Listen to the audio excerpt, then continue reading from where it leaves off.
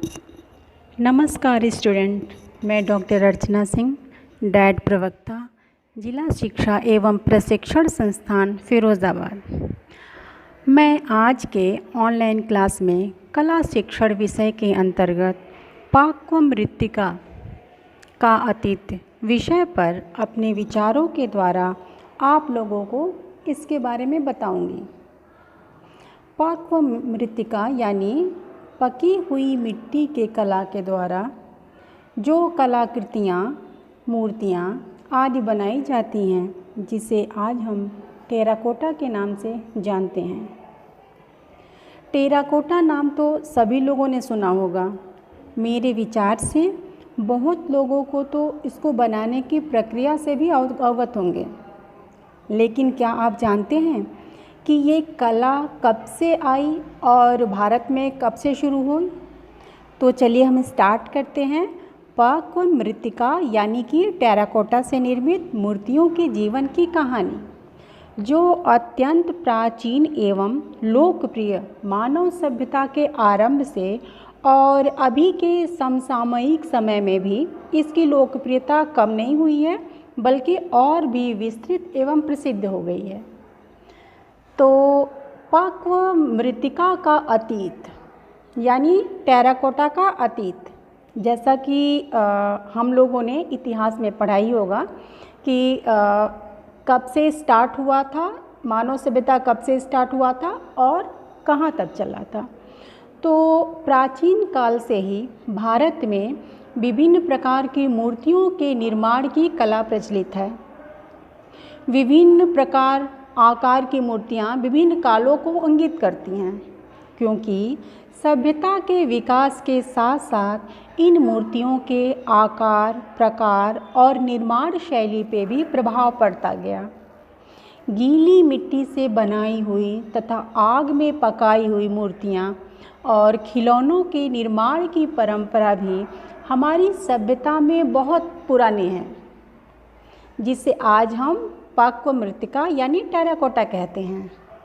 अपने देश में विभिन्न खुदाइयों के दौरान पाए गए प्राचीन काल के ये खिलौने और मूर्तियाँ देश के विभिन्न संग्रहालयों में संग्रहित हैं।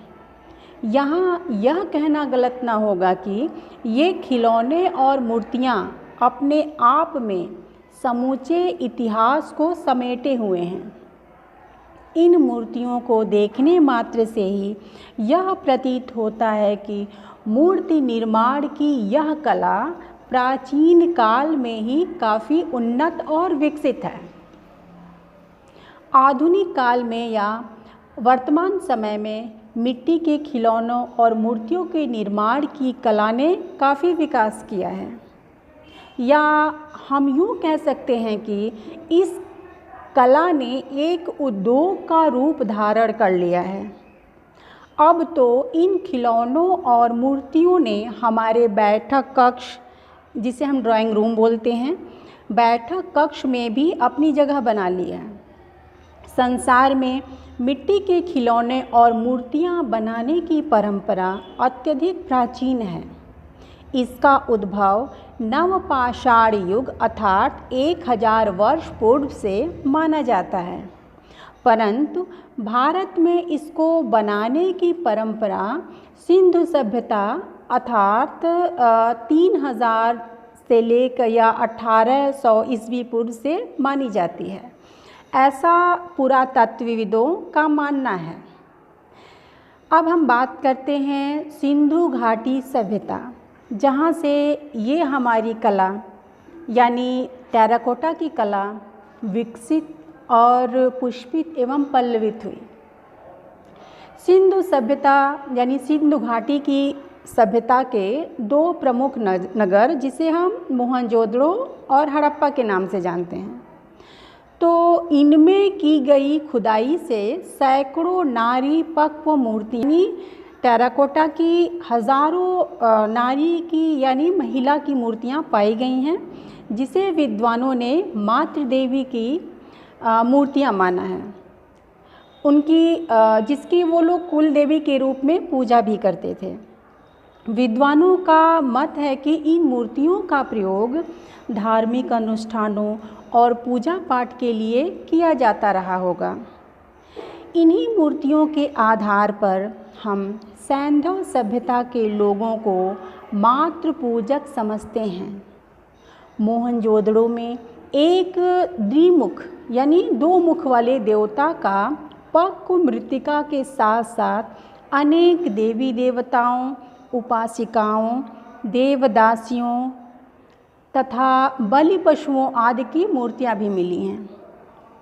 इसके अतिरिक्त मतलब इसके साथ साथ सिंधु प्रदेश में अनेक मृत्तिका निर्मित लिंग और योनियां मिली हैं जिसकी पूजा होती थी। धार्मिक महत्व वाली मूर्तियों के अतिरिक्त सिंधु प्रदेश में सामान्य मूर्तियां भी पाई गई हैं। इन मूर्तियों में स्त्री पुरुष, पशु पक्षी आदि की मूर्तियां उल्लेखनीय हैं। इनका निर्माण संभवतः सिंधु प्रदेश के अधिकांशतः खिलौनों जो भली भांति पकाए नहीं गए थे, इसी कारण उनमें से अधिकांश टूट गए या शीघ्र ही खंडित हो गए। मूर्तियों और खिलौनों दोनों को धूप में सुखाकर भट्ठी में पकाया गया है, जिसके लिए एक विशेष प्रकार की भट्टी तैयार करके, जैसे कुम्हार कुल्हड़ वगैरह या दिए वगैरह को जो है भट्टी में पकाते हैं, वैसे ही उस समय के जो चित्रकार रहते थे, मूर्तिकार रहते थे, वो लोग मूर्तियां निर्मित कर भट्टी में ही पकाते थे और तत्पश्चात उन पर रंग की पॉलिश की गई है। इनके विविध रंग हैं, परंतु लाल, काला, पीला और नीला प्रमुख रंग हैं। वैसे कला की दृष्टि से सिंधु काल की मूर्तियां बहुत महत्वपूर्ण नहीं कही जाती हैं। सिंधु सभ्यता के तुरंत बाद मिट्टी के खिलौने और मूर्तियां महाराष्ट्र के इमाम गांव और नेवासा की खुदाइयों से प्राप्त होते हैं। इनकी निर्माण तिथि 1500 ईस्वी पूर्व मानी गई है। ये मूर्तियां भी हाथ से थपथपाकर बनाई गई हैं और खुली भट्ठी में पकाई जाती हैं। सिंधु सभ्यता के बाद यह कला मौर्य काल अर्थात 325 से 188 ईस्वी पूर्व में विशेष रूप से प्रचलित रही। मौर्यकालीन हस्त निर्मित मिट्टी की ये मूर्तियाँ उत्तर प्रदेश के मथुरा, श्रावस्ती, गोंडा के समीप, कौशाम्बी, इलाहाबाद के समीप, बिहार के कुमराहार, बुलंदीगढ़ दोनों पटना के समीप हैं, बक्सर, वैशाली, हाजीपुर के तथा लौरिया, नंदनगढ़ मध्य प्रदेश के पद्मावती, ग्वालियर के समीप एवं पूर्वी भारत के अनेक स्थानों पे, अनेक जगहों पे हुई खुदाई के दौरान पाई गई है।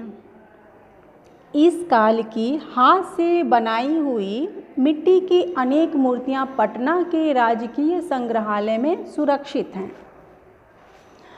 अब हम बात करते हैं मौर्य काल के पश्चात आपका शुंग पीरियड आता है। तो शुंग पीरियड में कैसे इस कला का विकास हुआ? तो मौर्य काल के पश्चात शुंग काल अर्थात 188 ईस्वी पूर्व से लेकर के 30 ईस्वी में मिट्टी के खिलौनों और मूर्तियों के निर्माण ने कुछ आधुनिक रूप ले लिया था। इस काल में मूर्तियां और खिलौने गीली मिट्टी को हाथ से थपथपाकर बनाने के बजाय सांचे से बनाए जाने लगे थे। इस काल की पक्व मृत्तिका देश के विभिन्न संग्रहालयों में सुरक्षित हैं। पक्व मृत्तिका के निर्माण और कला की दृष्टि से अब हम गुप्त काल की बात करते हैं। तो गुप्त काल अर्थात 275 से लेकर के 500 ईस्वी का समय अत्यंत या अत्यधिक महत्वपूर्ण है।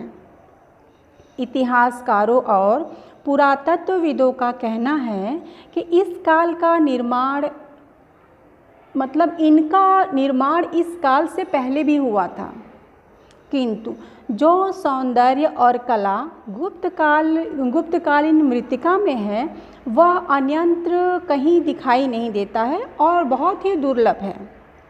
इस काल की उपलब्ध इन मूर्तियों में बौद्ध और पौराणिक देवी देवताओं की मूर्तियों के अतिरिक्त अनेक खिलौने जैसे कि शेर, बैल, हाथी, घोड़े इत्यादि प्रमुख हैं। ये मूर्तियाँ और खिलौने सारनाथ, कौशाम्बी, मथुरा, नालंदा, राजघाट, अहिछत्रा, श्रावस्ती आदि प्राचीन स्थानों से खुदाई के दौरान प्राप्त हुए हैं। राजघाट से प्राप्त खिलौनों में स्त्री मस्तक, मुहर, पशु पक्षी तथा बर्तन इत्यादि प्रमुख हैं। राजघाट से प्राप्त स्त्री मस्तक की सबसे बड़ी विशेषता उसकी केश रचना यानी बालों की बनाने की जो डिज़ाइन है वो बहुत महत्वपूर्ण है तथा रंगों की चित्रकारी में भी देखने को मिलती है। आज के युग में जो विभिन्न रूपों में नारियों के केशों की सज्जा होती है उन सभी को हम गुप्तकालीन उपरोक्त खिलौनों और मूर्तियों में सहज ही देख सकते हैं। अब हम बात करते हैं कि ये टेराकोटा की मूर्तियाँ किस संग्रहालय में संग्रहित हैं। जैसे कि अभी हम बात करते हैं नालंदा संग्रहालय के बारे में। तो नालंदा के पाषाण चौखटों और मनियार मठ से प्राप्त नारी प्रतिमाओं और मूर्तियों में गुप्तकालीन नारी सौंदर्य विशेष रूप से परिलक्षित होता है। इन मूर्तियों में विशेष पूर्ण रूप से पूर्ण विकसित उरोज, विस्तृत निस्तंभ, प्रणय भावनाओं और मदमाती थकी उनीदी आँखें और ललसाई चेष्टाएं अत्यंत आश्चर्यजनक रीति से महत्वपूर्ण सच्चाई और ईमानदारी के साथ प्रदर्शित की गई हैं। इनमें आनंद विह्वलता के साथ सुरुचि और प्रेमाभिव्यक्ति की गरिमा दिखाई देती है। अब हम बात करते हैं सारनाथ संग्रहालय में ये टेराकोटा मूर्तियाँ किस प्रकार अपनी विशेषता की प्रसिद्धि प्रस्तुत कर रही हैं। तो सारनाथ संग्रहालय में बुद्ध के जीवन से अनेक मृत्तिकाएं सुरक्षित हैं, यानी अनेक टेराकोटा मूर्तियां जो सारनाथ में संग्रहित हैं वो बुद्ध के जीवन से संबंधित ही हैं। इन मूर्तियों में भगवान बुद्ध विभिन्न मुद्राओं में दिखाए गए हैं। बुद्ध का विश्व रूप प्रदर्शन प्रसंग भी इसमें चित्रित है, यानी कि बुद्ध की जितनी भी जातक कथाएं हैं उन कथाओं को टेराकोटा के माध्यम से मूर्तिकारों ने यहाँ पे जीवंत रूप से प्रस्तुत किया है, जिसे आप कभी भी अगर सारनाथ संग्रहालय या नालंदा संग्रहालय में जाएंगे तो ये चीज़ें वहाँ पे आपको दिखाई देंगी। और देखने के साथ साथ ये हमारे इतिहास का साक्षी हैं, इतिहास कला के साक्षी हैं कि किस प्रकार इतने प्राचीन समय में भी इन मूर्तियों के माध्यम से धर्म और आस्था की गरिमा को प्रस्तुत किया गया है। तो गुप्त संग्रहालय में इन मूर्तियों के निर्माण हेतु पहले जो है गीली मिट्टी को सांचे में ढालकर ईंट का निर्माण किया जाता था। फिर उसके बाद जो है विविध उपकरणों से उन पर चित्रकारी भी की जाती थी। तत्पश्चात उन्हें सुखाकर पका लिया जाता था। गुप्त काल में चित्रित ये ईंटें भी बहुत सुंदर हैं। इस काल में प्राप्त नारी प्रतिमाओं में स्वाभाविकता और ओज का सामंजस्य है। ये नारी मूर्तियाँ स्वाभाविक होते हुए सांसारिक जीवन के प्रति आकृष्ट हैं।